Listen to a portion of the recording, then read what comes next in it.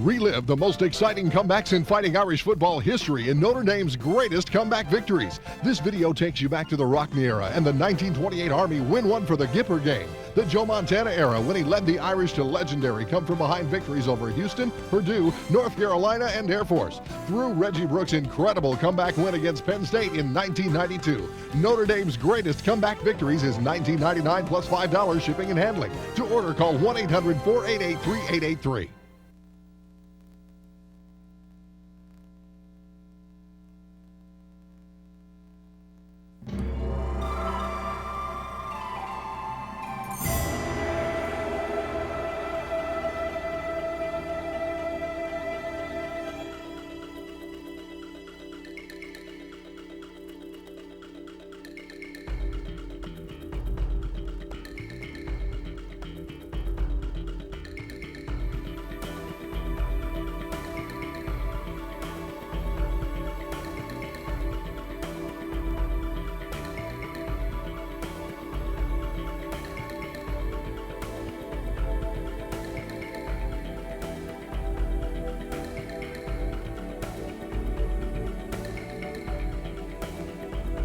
We're just going to have to compete exceptionally hard, and nothing's going to come easy to this football team. Nothing has come easy, and nothing will come easy in the future.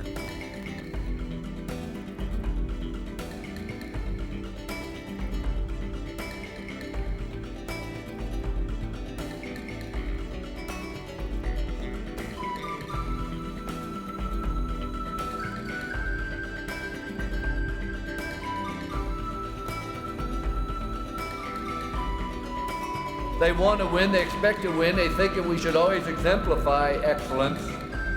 Yet at the same time, they know only an average person can be at his best all the time.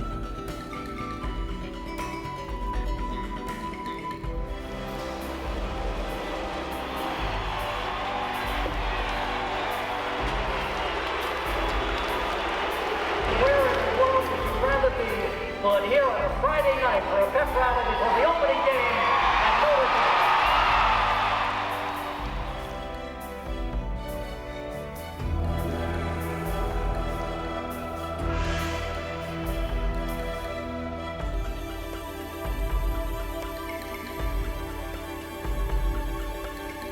Today I want you to go out there and I want you to make something happen.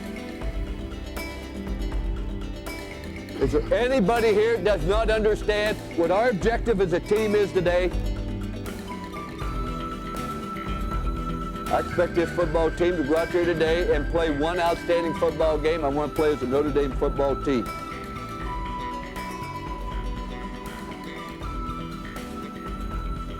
What is the Notre Dame spirit?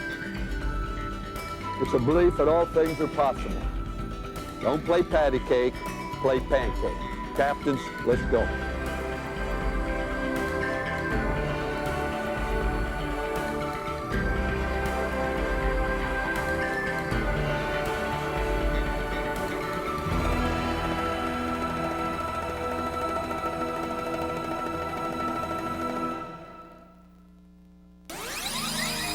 Like a new car model waiting on the showroom floor for a test drive, Notre Dame's 1994 edition awaited its unveiling.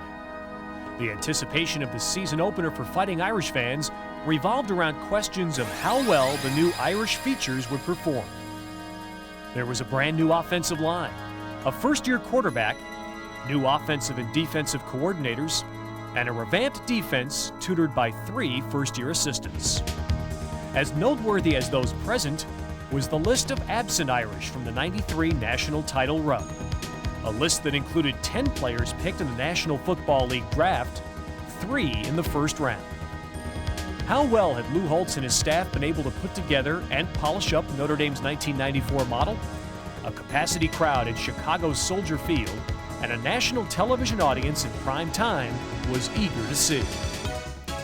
Without a doubt, the focus of much of the first game attention came at the quarterback position, where sophomore Ron Paulus was assigned to make his long-awaited debut after missing his rookie season with a shoulder injury.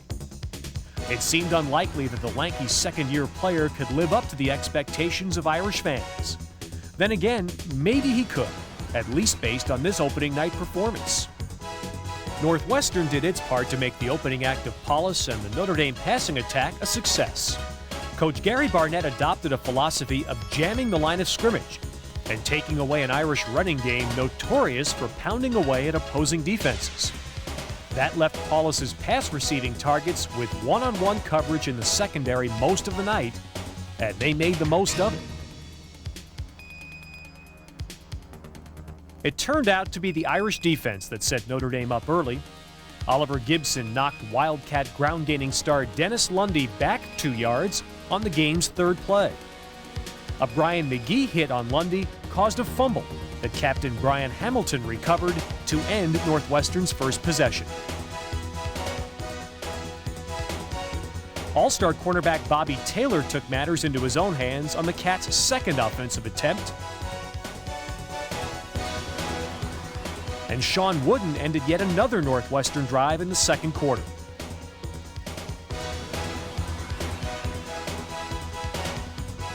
Those 3 first-half takeaways were more than enough to give Paulus a chance to shine. The very first offensive play of Notre Dame's season produced a 29-yard gain on a Paulus throw to Michael Miller. That set the tone for what was to come for the Irish. Before the game, I talked to Coach Holtz, and he said he might want to do that, and so it didn't surprise me that it happened, but I was thrilled to finally be able to throw a pass in a real game. On first down from midfield, Paulus connected with Miller again for a 42-yard gain.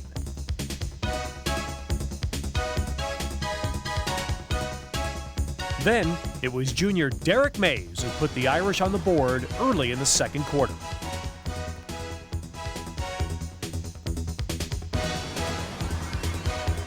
Following a Northwestern field goal, Paulus and the Irish went back to the airwaves, first connecting with sophomore Emmett Mosley, then once again finding Miller on a 46-yard scoring play. 4-man rush for Northwestern. The ball back at the 46, short drop. Paulus looking, throwing long. Michael Miller wide open, touchdown. 46-yard touchdown pass from Ron Paulus to Michael Miller. Miller ran, the post was wide open, and Paulus put the rainbow with the pot of gold at the end of it right in his hands. After Wooden's first down interception provided Notre Dame another chance with just more than a minute left on the first half clock, Paulus made the most of those seconds. A 19-yard throw to Mays advanced the Irish to the Wildcat 11. Then on third down, Paulus found fullback Ray Zellers to account for a 21-3 Notre Dame halftime lead. For Mays, Paulus, and the Irish, it was simply a matter of taking advantage of their opportunities. Going into the game, a lot of times, down through the years, with the running attack that we've always had, we know that teams are going to load up the box and, end up consequently playing the receivers man defense. And, I was excited because for once, I had the responsibility of the receivers, and I wanted to be able to, do whatever I could, and it really paid off for the receivers. And, sooner or later it was going to open up the running attack and make it just a balanced offense, and that's what you saw. They tried to take away the run, and they did a decent job with it. It made it a little tough for us to run, and the passing game was there, and that's what we took advantage of. I don't think we went into the game expecting to pass so much or expecting to run so much. I think we went in and decided we were going to take what they gave us, and they gave us the pass. As the second half started, Paulus's first down throws again kept Northwestern's defense on its heels. Notre Dame drove 65 yards with the second half kickoff.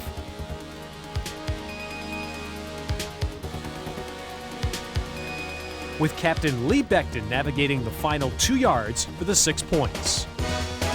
Fullback Mark Edwards helped set up the next Irish score. Then it was Paulus giving Mays a chance for some end zone acrobatics. Back to throw, Paulus going long, near side, Derek Mays, got it, touchdown. Travis Davis personally accounted for a fourth Northwestern turnover early in the final quarter. That left it for backup signal caller Tom Krug to put the last Irish points of the evening on the board with a 7-yard toss to Charles Stafford. Paulus's record-setting 4 touchdown passes and his 18 of 24 accuracy garnered most of the headlines in the 42-15 victory, but the game also helped the youthful Irish defense make a statement of its own. I think the Northwestern game, it did a lot, to build our confidence, because we had a lot of new guys and new faces coming in, especially in the secondary. I was kind of like, probably one of the only guys that, played a great deal, and maybe Brian McGee a little bit, but, it did a lot for us confidence-wise. We had a new system, Coach Davey brought in. We generated a lot of turnovers, which, the defense is, set to do things like that. And I just think, for that being our first game, it really got us off to a pretty good start for the year. We came away feeling good about the victory. We came away feeling good about the turnovers. But obviously, we knew we had a long way to go and a lot of improvement to make before we would be a competitive defense.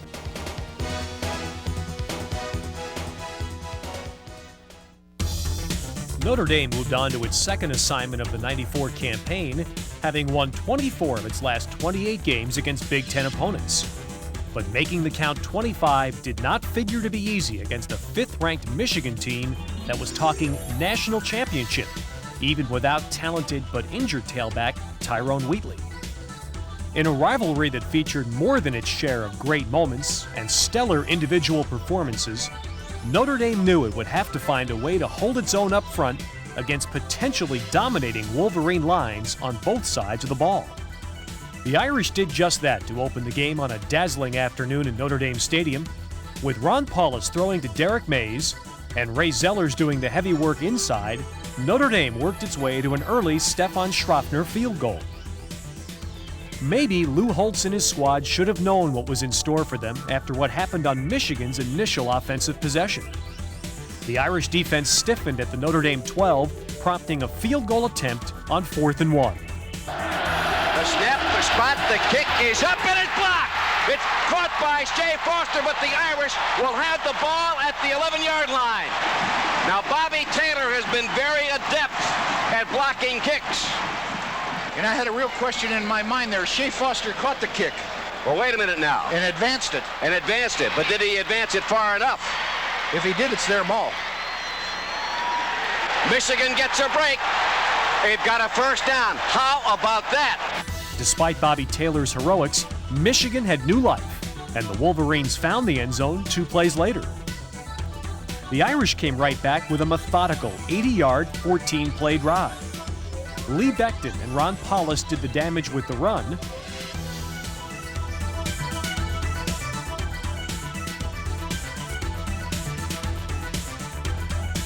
Next, it was Derek Mays, barely missing the end zone on a 33-yard gain. On 4th and 1, Paulus found a lonesome Becton for a 10-7 Notre Dame lead. After limiting Michigan to 90 total yards in the opening half, the Irish defense had reasons to feel good about the 10-10 halftime tie. Notre Dame seized control early in the 3rd quarter on a 75-yard excursion. Paulus threw to Charles Stafford on 1st down for 14 yards. Then added 17 more on a sideline gain by Ray Zellers into Michigan territory. When Mark Edwards negotiated the final 8 yards, the scoreboard read 17-10 for the Irish. Despite big plays from senior outside linebacker Jeremy Naw, Michigan added a touchdown and a pair of field goals for a 23-17 advantage. Taking over with 2:08 on the clock, the Irish offense had little time to waste. Paulus got the possession started with a perfect 17-yard gain to Mays. 3 plays later, that same duo finished it. Gets the snap, back to throw, looks, fires the pass, end zone, Mays, touchdown!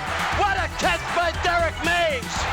A leaping one-handed catch on the back line of the end zone by Derek Mays. That ties the game at 23. What a fabulous catch. Coach Holtz, he gathered us around. He asked us, he said, what do you want to run? I said, just give me the ball. Just make sure he gets it there. And I came across the middle, and I wasn't open initially, but it was something between Ron and I that clicked, and the ball was in the air, and I was at the right place at the right time. For Notre Dame, and especially for its young quarterback, The drive had a chance to become a defining career moment. The Irish clung to a 24-23 advantage, but with 46 seconds still remaining, Michigan wasn't finished. Needing only a single play to finish off a Michigan team out of timeouts, Notre Dame nearly saved the day. But it was left for the opportunistic visitors to knock through a 42-yard field goal with 2 seconds left to account for the final margin. While Lou Holtz had hoped an early season win like this one could have been a potential momentum swinger for a young, evolving team, the Irish were left with the thought that even in defeat, they had proven they could play for 60 minutes with the best in the country. And where would they go from here? A second-half comeback in East Lansing would provide the answer.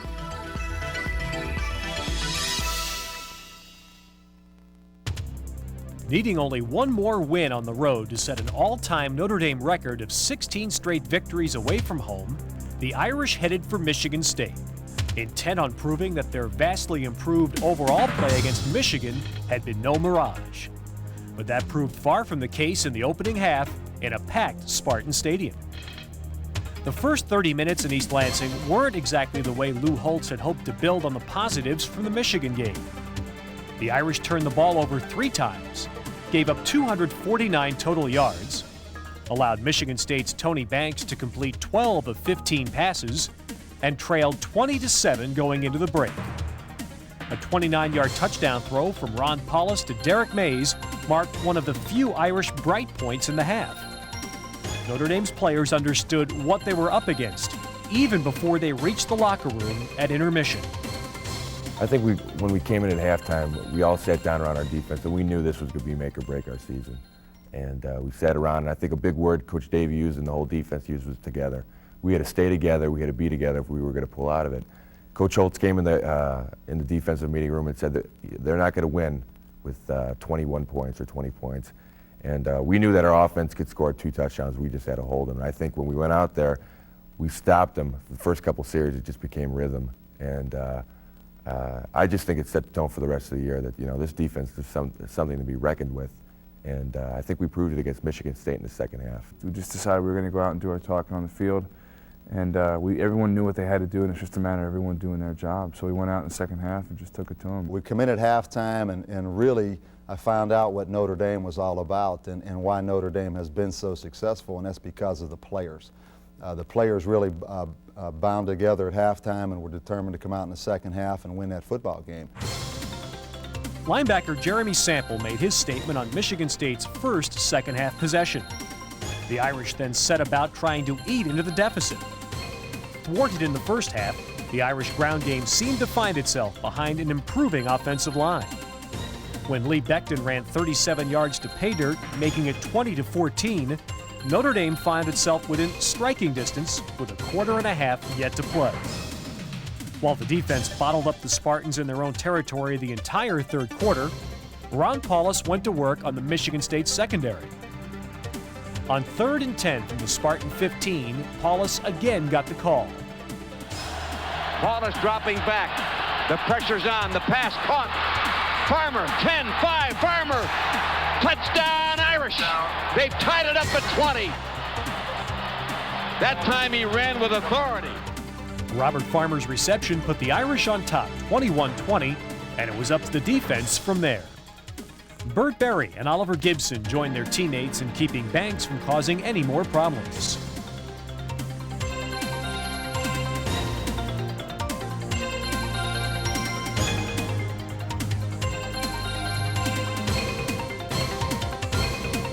Meanwhile, Lansing native Randy Kinder did his best to keep the football in Irish hands. With Becton ailing late in the contest, Kinder's contribution of 104 rushing yards made his return home a moment to savor. I don't know, it's something I really was looking forward to and waiting for, kind of a time when I could step up and show that I could help this team and could fill the shoes if I had to. And I went in there, and I think the whole team played just a great second half. On offense, we were finally able to move the ball. We didn't score that many points, but we scored enough and pulled out the win. It was a special game for me. The Irish rolled up 316 second-half yards compared to only 21 for Michigan State. 209 second-half rushing yards by the Irish and 10 quarterback sacks by the defense gave Holtz and his Charges a needed shot in the arm.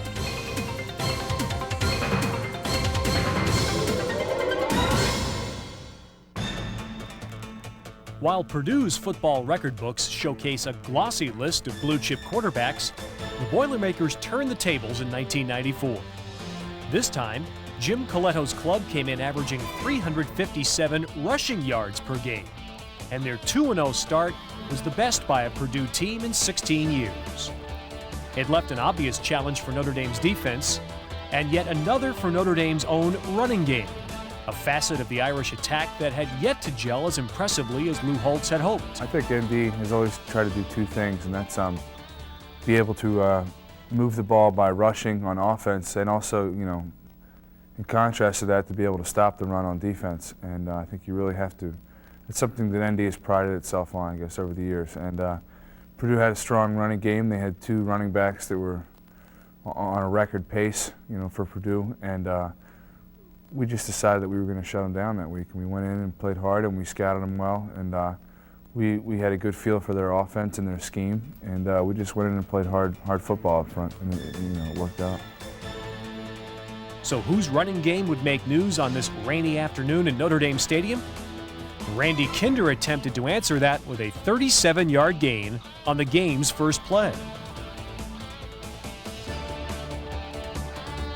But it was the Irish defense that was most impressive early in making certain Purdue couldn't maintain its offensive averages of 50 points and 472 total yards per game.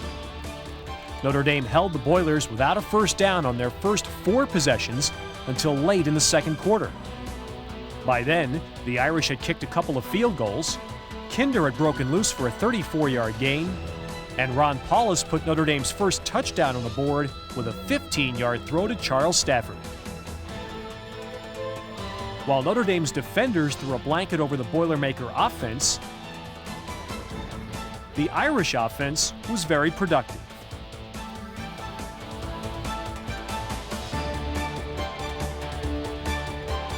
On its way to 318 first-half total yards, the Irish looked particularly impressive during a 12-play, 75-yard march that ate up the final 5 minutes of the opening half. On 3rd and 5, Paulus escaped a blitz for a gain of 10.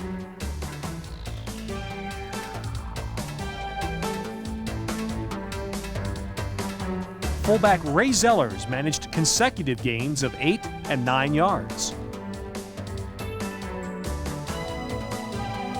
Again on 3rd down, Paulus found Mays for 10 yards to the Purdue 7.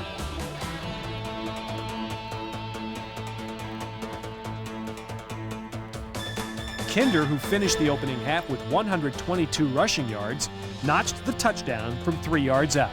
The Irish led 19-7 at the break and had possessed the football for nearly 21 of the 30 minutes.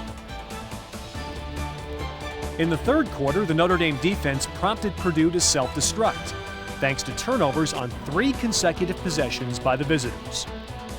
First, a major league hit by cornerback Bobby Taylor popped the football loose for Jeremy Sample to grab. Next, tackle Brian Hamilton forced a fumble for Travis Davis to recover. Finally, another Taylor hit knocked the ball loose for Notre Dame's Alton Maiden. The Irish managed Stephen Schroffner field goals after the first 2 Purdue mistakes, but the visitors paid dearly for the third. It was Ray Zellers who made them pay on the very first play from scrimmage. Handoff, sweeping left, getting up to the 40 to the 45. It's Zellers, pulls over a man at the 50, stumbles over a man at the 45, down the race to the goal line. He's at the 20, the 10, the 5. He makes a touchdown. What a run by Ray Zellers. 62 yards. Reminiscent of a similar tackle-breaking play by Irv Smith in 1991, this one might have qualified as Notre Dame's Play of the Year. It was a sweep to the left, and I remember running wide, and I seen things open up inside, and I turned it up, and I found myself one-on-one with a defensive back in the open field. And I remember thinking about putting a move on him, but the terrain was wet, so our coach is always talking about, taking the power back and things like that. So, I remember we making contact, accelerating my feet and, breaking that tackle, and then I was veering towards the sideline, and coming from the inside, I saw another defensive back, coming up, and it looked as though, he was going to try to cut me. And as he came in, I hurdled him, and then I raced down the sideline for the end zone. Emmett Mosley came on to make an impact in the final quarter.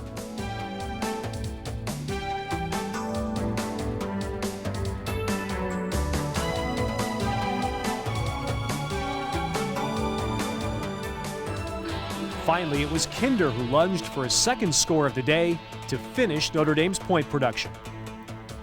The Irish led 39-7 at that point, finished with a 39-21 triumph, and for 52 minutes had played about as well as they could.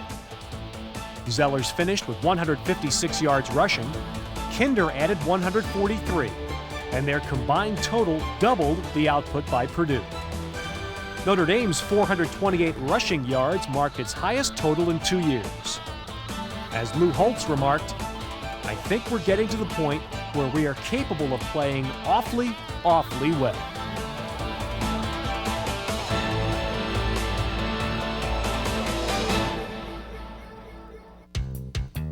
Only 2 teams in history had ever defeated Notre Dame on 3 consecutive visits to Notre Dame Stadium, and that feat hadn't been accomplished in more than 30 years. With vivid memories still remaining of Stanford's successes in South Bend in 1990 and 1992, the visiting Cardinal had visions of a 3rd straight victory, thanks to the presence of quarterback Steve Stenstrom, who would finish his career with more pass completions and passing yards than any quarterback ever to play against the Irish. Notre Dame's plan was simple. The way they really beat Stanford is to not try and out-scheme them, to try and match their scheme with outlandish pass coverages and stuff. It was basically just to go out and knock their socks off every play, and that's what we really tried to do, and it worked. Though Stanford made use of a 14-play drive to move out to a 3-0 lead on its first possession, Justin Goheen and Brian McGee sent an early message to the Cardinals.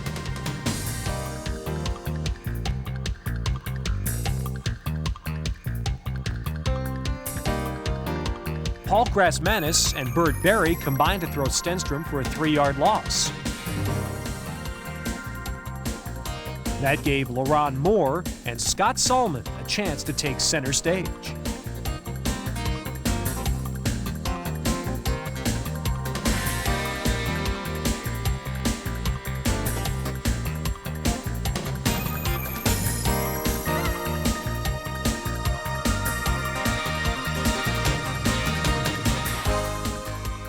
Plays later, a Ron Paulus to Charles Stafford pass put the Irish on top for good.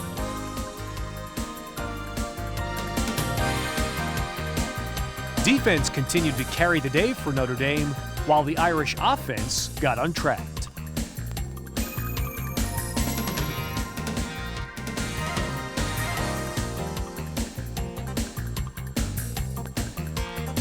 Though Stanford held on to the football for more than 22 minutes in the first half, the Cardinal got little in the way of production on the scoreboard, as one second-quarter drive displayed. On first down, Sean Wooden stopped the Stanford sweep. On second down, Bert Berry zeroed in on Stenstrom. Then on third down, Bobby Taylor made his presence felt.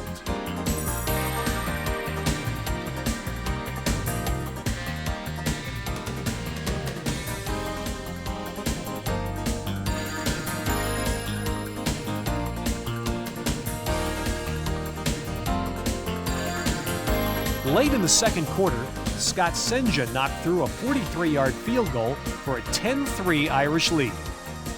Oliver Gibson was left to apply the finishing touch for the first half.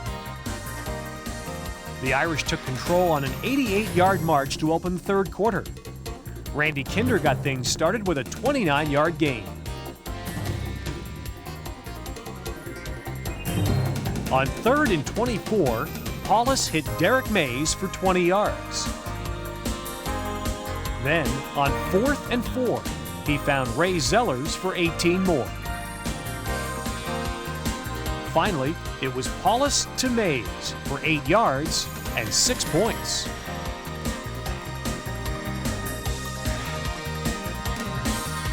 Notre Dame held firm on both 3rd and 4th down in their own territory. That left Paulus to throw deep for Michael Miller and a resulting 24-3 advantage. The Irish added another field goal after Ronaldo Wynn forced a fumble that Wooden picked up.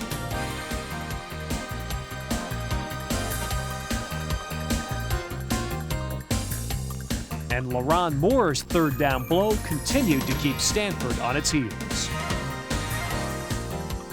Paulus discovered that throwing to Derek Mays was a great way to move from deep in your own territory. Then Notre Dame's rookie quarterback tight-roped the sideline for a 44-yard gain of his own.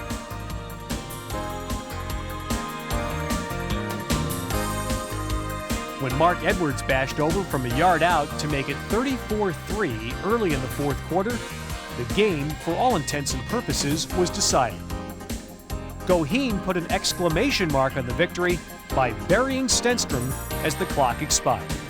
You know, when I did, I got up, and it was just a neat feeling to get up and look around. We were right down in the student section, and it was just, it was one of the things that, you know, gives you chills a little bit, and, you know, that's one of the reasons I came to Notre Dame, to experience some things like that. With Coach Dave, you know, you get in there, you sit down, and, you know, you play simple defenses, and the object is to just go out and hit people, and if you can control the line of scrimmage, you win the game. And I think that's been the biggest improvement and the biggest difference, this defense, opposed to last year's defense. You know, we might not have the best athletes, you know, compared to last year, you know, with a lot of them going to the professionals, but I think we have a lot of guys out here that'll come up and hit you and put a hat on you. You know, to hold Stanford to 15 points with the explosive offense they have was something we were very proud of. But more importantly than that, I really felt like we started to come together and play as a unit and look like we were having fun on the football field.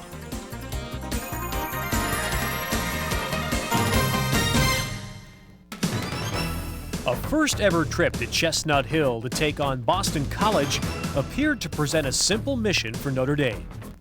Riding the crest of a 3-game winning streak, the Irish couldn't help but recall that the Eagles had applied the only blemish to the Notre Dame ledger in 1993. But suddenly, injuries jumped up to bite the Irish. For the first time, Notre Dame went into a football game without either running back Lee Becton or Ray Zellers. Starting offensive tackle Mike Dowdy stayed home with an ankle problem. Guard Ryan Leahy was bothered by a sore knee. And even quarterback Ron Paulus was fighting a meddlesome groin problem. It was no way to go into what was described as the biggest college football game in New England in years. Still, Notre Dame fared well in the early going. The Eagles fumbled on the 3rd play from scrimmage, with Brian Hamilton recovering at the Boston College 39. Paulus threw to Derek Mays for 13 yards. Randy Kinder contributed a 14-yard gain.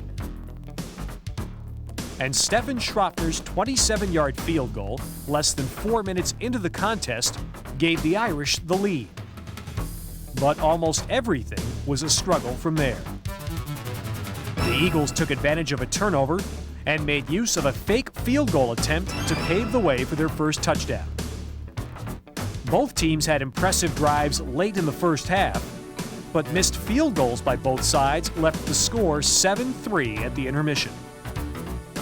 The Irish appeared on the verge of regaining control when Randy Kinder rambled around right end for 15 yards on the first play of the second half. But Boston College forced a pair of Irish punts and added touchdowns on drives of 51 and 52 yards for a 21-3 lead. Then a field goal on the second play of the 4th quarter made it 24-3. The Irish looked like themselves again on their next possession, with Paulus finding Mays on a key 3rd down throw.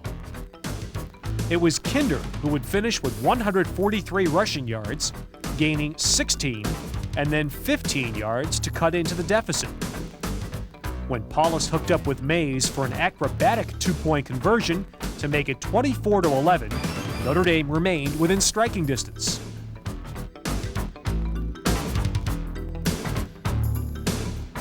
But after a key stop by the Irish defense, Notre Dame's offense sputtered, and Boston College added a score with a 30-11 victory.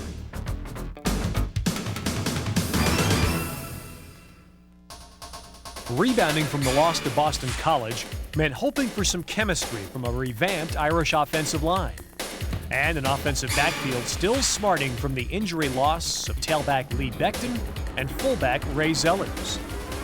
It also meant finding a way to slow down a BYU team that brought to Notre Dame Stadium a 5-1 record, a number 25 national ranking, and yet another top-rated quarterback in John Walsh.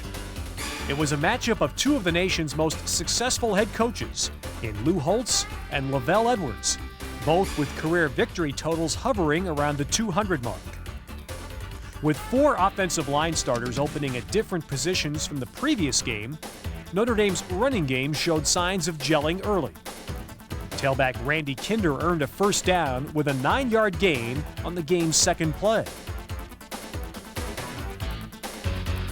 3 plays later, Kinder went the same direction, this time using Mark Edwards' block to sprint 41 yards for a quick Irish lead.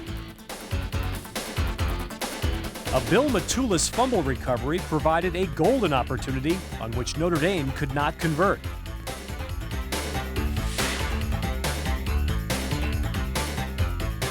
Instead, it was BYU that connected on a 49-yard field goal to cut the Irish lead to 7-3 late in the first quarter. Ron Paulus connected with Edwards for 39 yards to the BYU 40.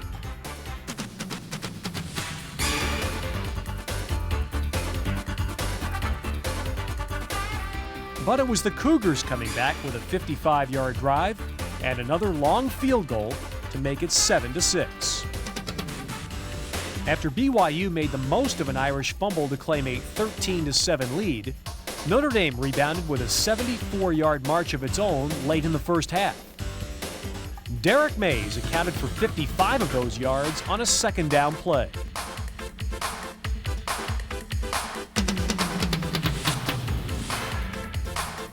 And it was Mays again making a sideline grab to put the Irish back on top, 14-13. Ryan McGee's interception sent the Irish to the locker room with smiles on their faces.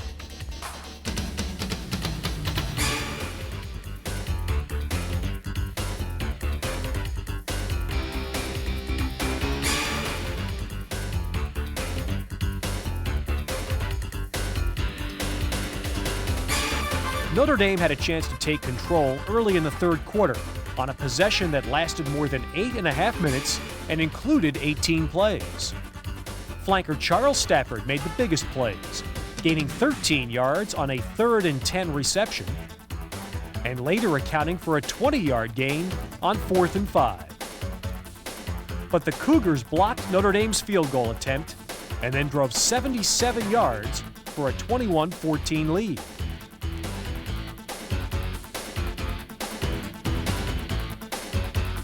Notre Dame's attempts in the final quarter proved futile. Jeremy Sample forced a fumble that Brian Hamilton recovered at the Irish 22. Edwards followed with a 37-yard run up the middle deep into BYU territory.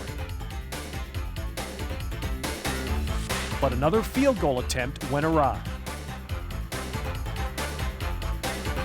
Ronaldo Wynn forced another Cougar fumble, and Travis Davis did the same, this time with Justin Goheen recovering to give the Irish one final chance with 1:36 on the clock.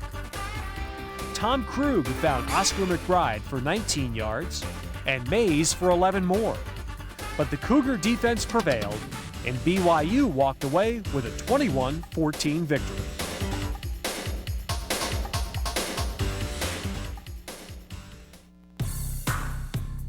Coming off an open date, Notre Dame's chance for redemption came against Navy.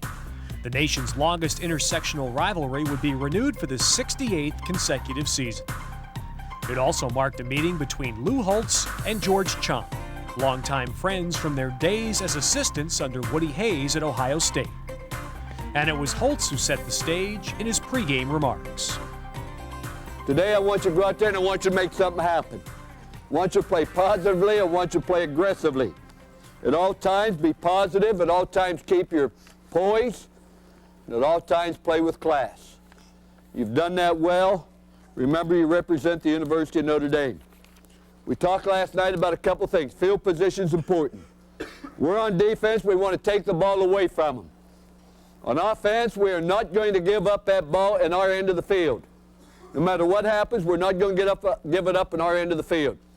Let's make sure that we understand the kicking game is a catalyst between the offense and defense and the importance that you play in that role. All I want to do is play up to our potential. You've worked hard. The last 2 weeks, we are not the same football team we have been. I need not tell you that. You can tell that by the attitude you have in approaching this football game. I've never seen a football team make as much improvement in the last 2 weeks as I think this football team has done. You know the plan. Go do it. Out hit. The offensive line, I don't want you to play patty cake. I want you to play pancake. Those 5 men have got to take over the control of this football game.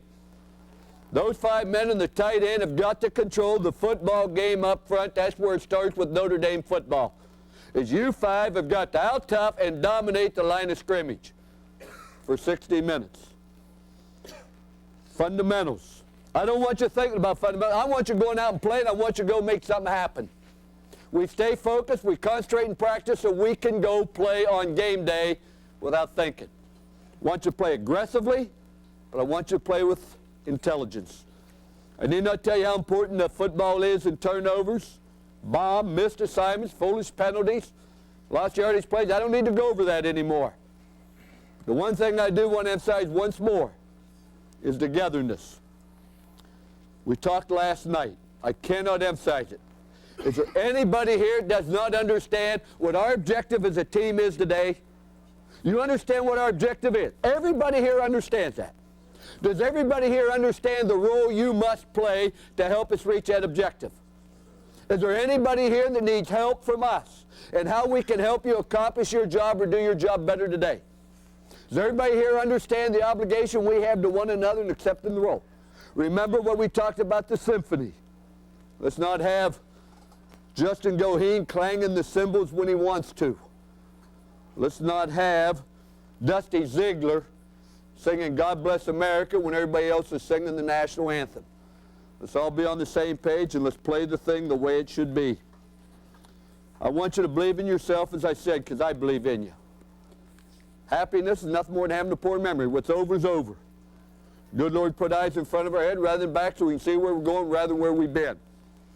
I expect this football team to go out there today and play one outstanding football game, and I don't care how good the opposition is. I just want to play up to our potential, and I want to play as a Notre Dame football team. What I said at the pep rally, I meant sincerely from the bottom of my heart. We aren't on top, but we will be. And to the seniors, we may not end up number 1 this year, but I'll promise you this, we can end up the best team in the country. All we got to do is believe in ourselves. We talked about it last night at relaxation period. That's not idle conversation. I don't want you to give me idle conversation. You've got to buy in what we tell you, what we believe. Because I'll never mislead you. I'll never tell you anything that I don't think's in your best interest or in the truth.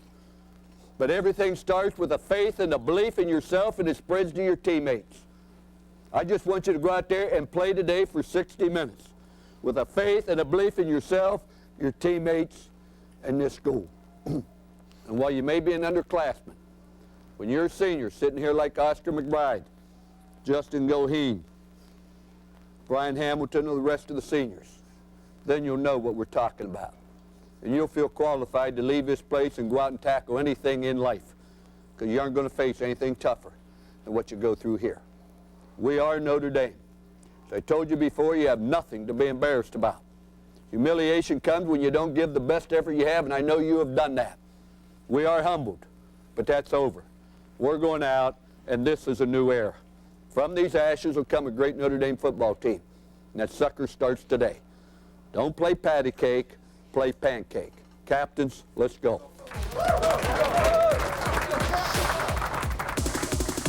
After the Middies grabbed a quick 7-0 lead, Notre Dame's biggest offensive explosion of the season began.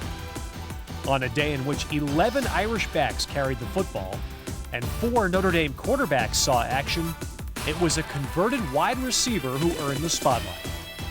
Sophomore Emmett Mosley took a throw from a scrambling Ron Paulus, good for 35 yards.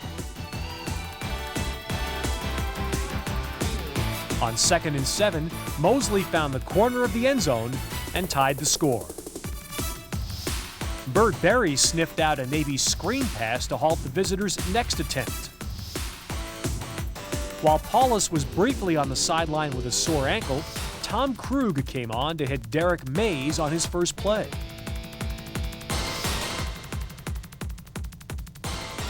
Scott Senja's 38-yard field goal handed the home team the lead for good. Brian McGee and LaRon Cobbins stepped up the defensive pressure.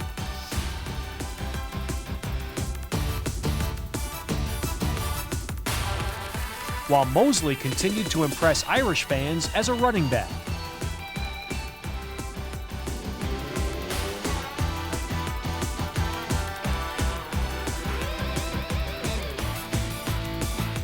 Once Paulus returned, he quickly found his favorite receiver. 3rd and 10 at the 40-yard line. 9:55 to go. Paulus, long pass near side. Mays over the shoulder catch. 30, breaks the tackle. Down to the 20, the 10, dances into the end zone. Touchdown, 60 yards. They got one-on-one to Derek Mays, and he got away. Notre Dame's defense, in the person of Alton Maiden, found itself capable of finding the end zone as well.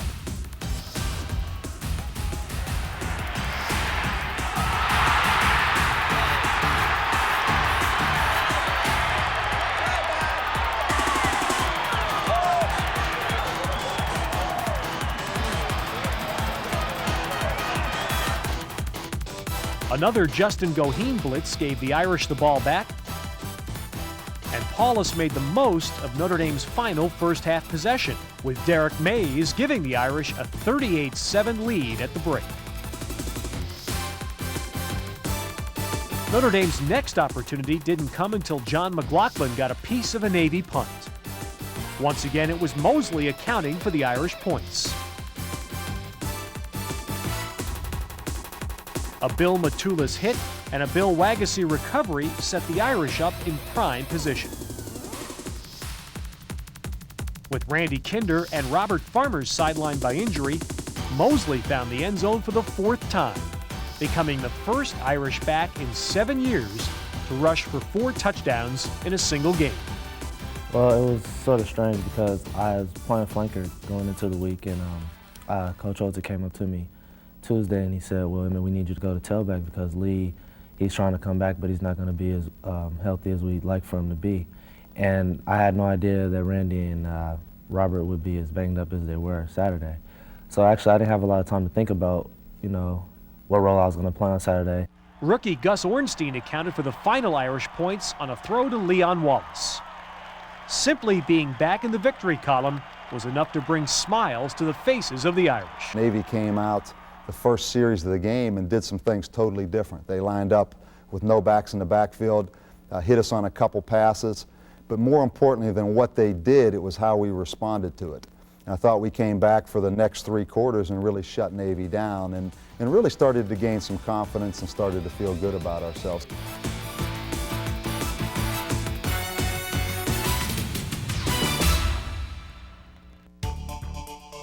Notre Dame's clash with Florida State didn't match the glossiness of the previous season's matchup of unbeatens. Nonetheless, it provided the same sort of opportunity for the Irish to prove they belonged with the elite teams in the country. The once-beaten Seminoles banked on a quick defense, paced by Derek Brooks and Derek Alexander, while Notre Dame hoped to jump-start its offense with the return of running backs Lee Becton and Ray Zellers. If there were questions on just how competitive the Irish would be on this summery afternoon in the Citrus Bowl in Orlando, Notre Dame's defense answered them on Florida State's first possession. Burt Berry smashed Seminole quarterback Danny Cannell, and Ronaldo Wynn recovered the fumble. Though the Irish couldn't convert the play into points, It set the tone for a day on which Notre Dame's defense never permitted the Seminoles to take control of the game. Jeremy Sample zeroed in on Cannell for another quarterback sack, and Oliver Gibson did the same. The Irish running game displayed signs of life, with first Mark Edwards and then Lee Becton moving Notre Dame into enemy territory. But it was the defense that first put Notre Dame on the board and gave the Irish the lead with 3 minutes remaining in the first half. Play action, fake, Cannell looking, got a man over the middle, it's Green, he's sacked. Loose football, picked up by Taylor. Right ball, 30, 20, down to the 10. It could be a Notre Dame touchdown, it is. Bobby Taylor. Okay, they had a blitz on. They needed that kind of a gamble. The Irish stop troops continued their bend but don't break success rate as the second half wore on. On 4th and 2 at the Notre Dame 27, Justin Goheen stopped Warwick Dunn for no gain. From there, the Irish embarked on a workmanlike 12-play excursion, highlighted by Ron Paulus throws to Derek Mays for 14 yards and Lee Becton for 14 more.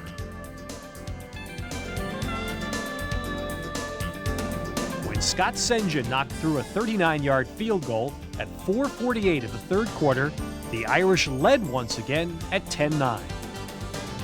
After Florida State took a 16-10 lead on the final play of the third quarter, the Irish came right back with their most impressive drive of the day. Paulus and Zellers hooked up for 20 yards to start the 74-yard march. Randy Kinder added 17 yards up the middle. And Becton came right back on the following play with 21 more. Then on 4th and 2 from the 11-yard line, Notre Dame's favorite passing combination struck again to tie the score. Rolling out to the left, looking to throw, may have to run. Looks, throws the ball, end zone, touchdown! Derek Mays did an out and was covered. Ron Paulus didn't want to throw it. Mays had the presence of mind to do a kind of a semicircle in back of the end zone. Paulus found him. Well done. The Seminoles showed their big play potential on the ensuing drive, with Cannell finding Kes McCorvey on first down. Florida State notched its game-winning touchdown 4 plays later, but the 23-16 Seminole triumph remained as testimony to an Irish defense that simply wouldn't quit, and a Notre Dame team that defied the statistics to keep itself in the football game until the final gun.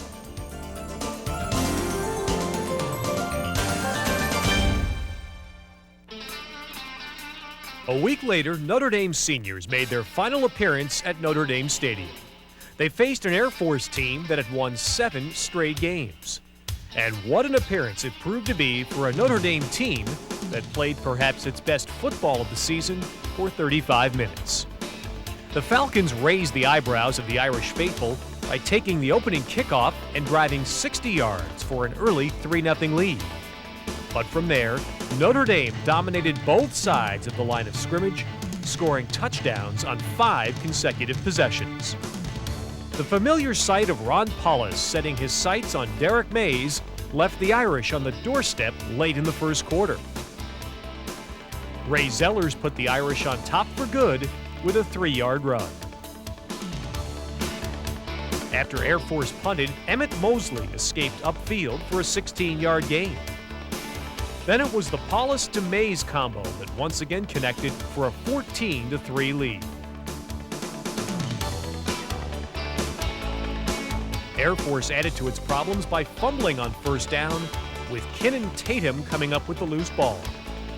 The Irish needed only 6 plays to find the end zone as Notre Dame's quarterback found Mays all alone.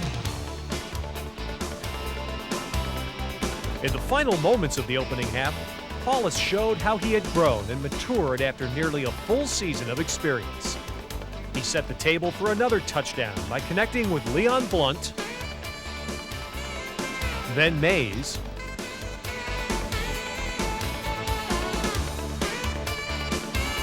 then Mays again, leaving the Irish with 4th and 1 from the Air Force 42. Zellers converted for 13 yards, leaving Paulus to find the end zone for himself.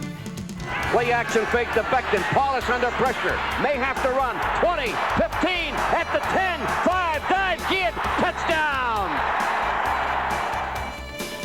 Taking a 28-3 lead into the second half, the Irish continued to exercise their offensive talents.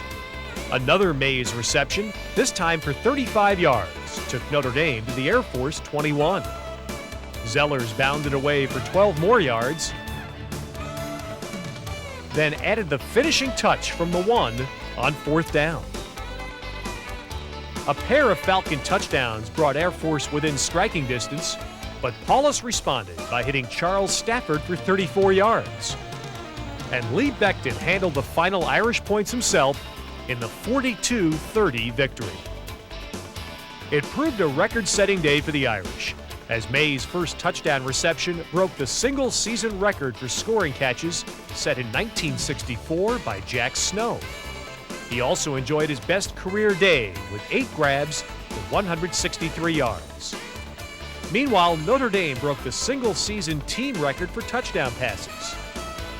Becton notched his first 100-yard game of the season, while Paulus connected on 13 of his 18 passes for 227 yards as the Irish moved to 6-4.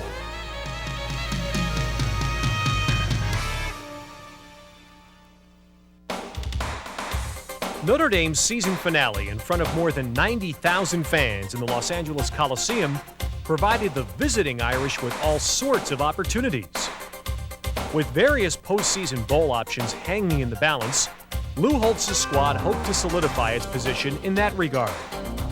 As well, Notre Dame hoped to continue its recent dominance over their longtime rivals, the Irish looking for a 12th consecutive win over USC. Though the windy 48-degree setting was decidedly un-California-like, it didn't mean the Irish weren't prepared for a primetime performance. Taking the opening kickoff, the Irish offense showed as consistently as it had all season long, hitting for gains of 11 yards or more on 4 straight plays deep into Trojan territory. When Stephen Schroffner knocked through a 29-yard field goal, the Irish had the lead. Oliver Gibson sent USC a message on the second Trojan play from scrimmage. LaRon Cobbins did the same on the Trojans' second drive. And Notre Dame took over on downs after forcing an incompletion on 4th down. The Irish defense continued to hold its own, first Gibson sending USC quarterback Rob Johnson backwards for 8 yards, then Jeremy Samples stuffing a Trojan attempt near the goal line.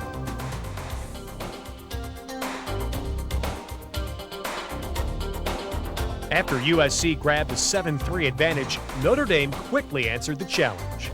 Lee Becton zigzagged for 28 of his season-high 156 yards on 1st down.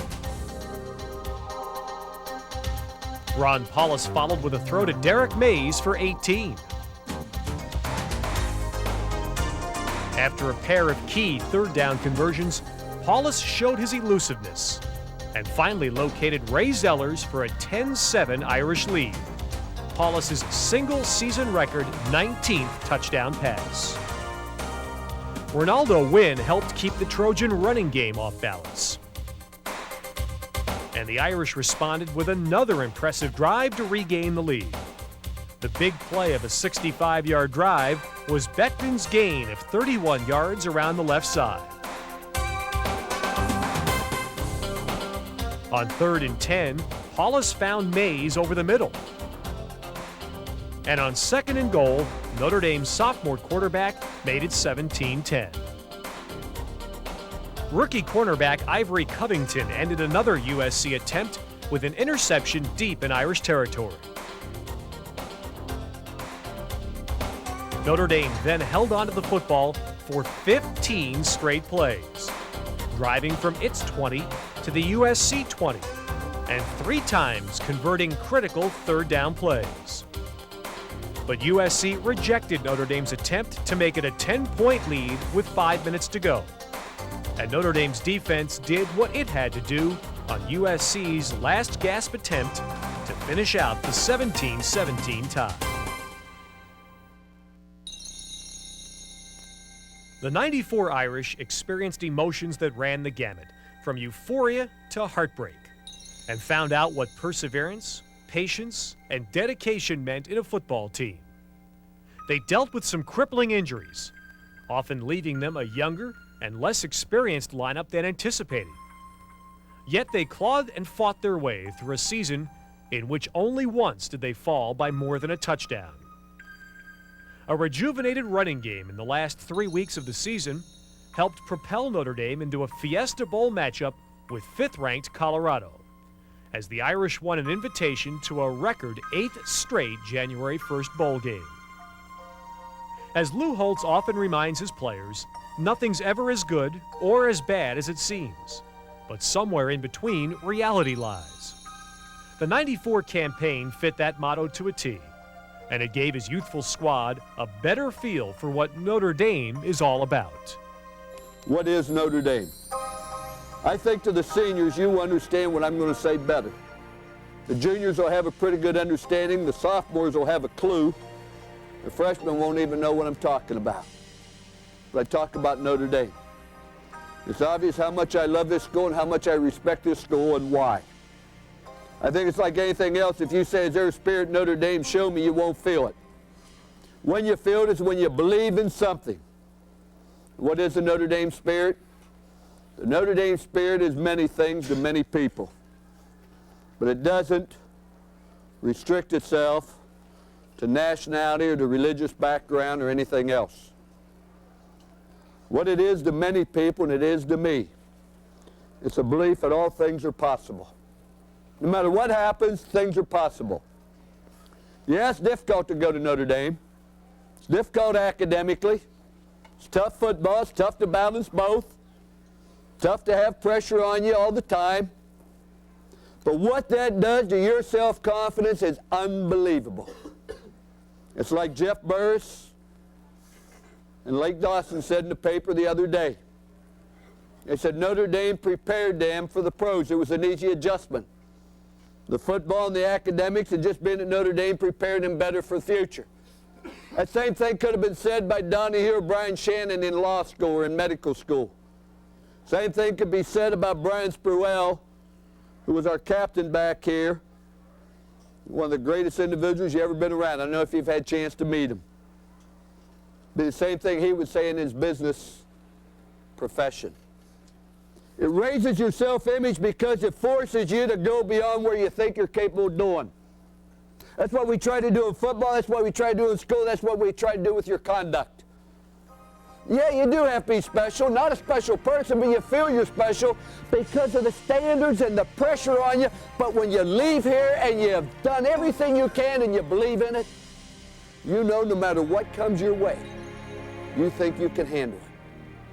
I feel that way as a coach. I hope you feel that way as a player. I hope you feel that way as a student. For captains Ryan Leahy, Lee Becton, Brian Hamilton, Justin Goheen, and the rest of the Irish, the '94 campaign earned them the respect of Irish fans as much for their never give up and never say die attitude as any of the wins they recorded or records they broke. They leave to the underclassmen a legacy of tenacity and relentless pursuit of their goals that was Notre Dame football for 1994.